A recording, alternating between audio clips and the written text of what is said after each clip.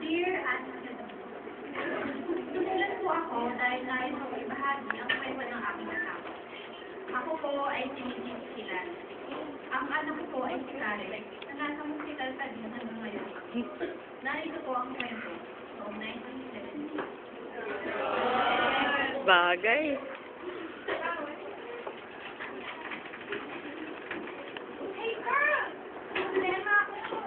Is it 75? So, anong spelling ng black?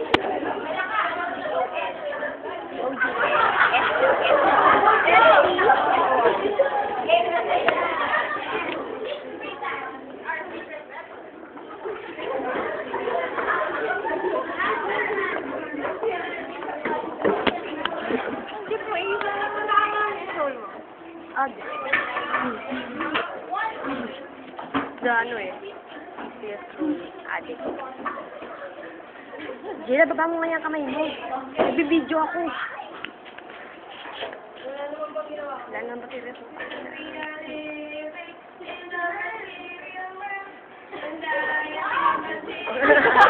Ganyan pala magkadikilo.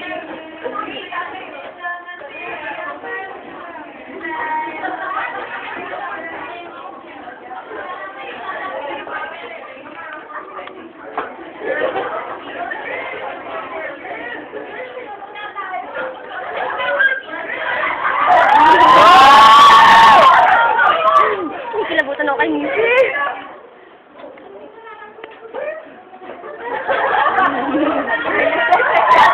Diba? Ikaw na din.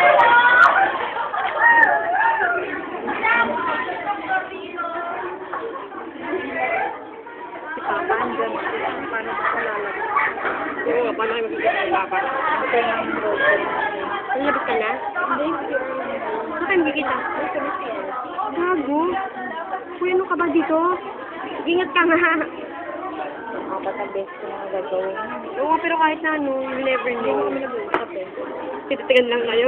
Ina niya talaga. Alam ko, nagkakaintindihan na kayo sa master kasi fix na lang. Nandiyan na siya? OMG. Sima. Guys. Nima. Nima.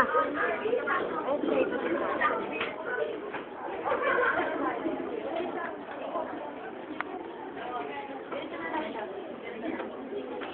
Makalipas sa isang taon ang pagkakaospital ni Karen, hindi pa din nagiging mabuti ang kanyang kalagayan. 1970.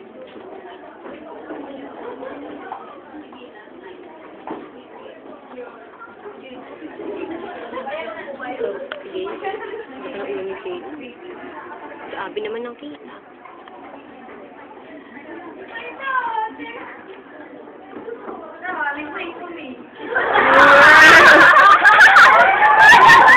Oh my God, Papa Check!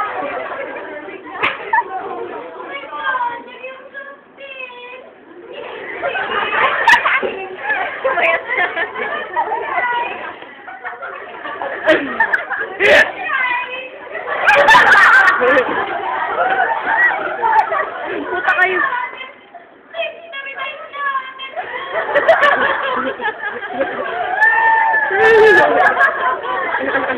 Para aso.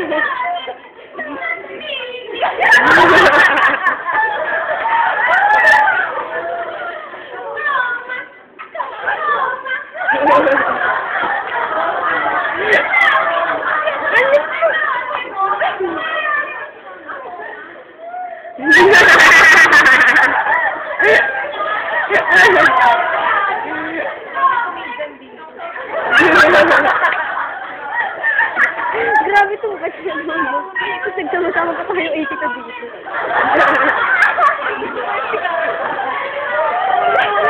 Parang bilis na maubos na oras ito.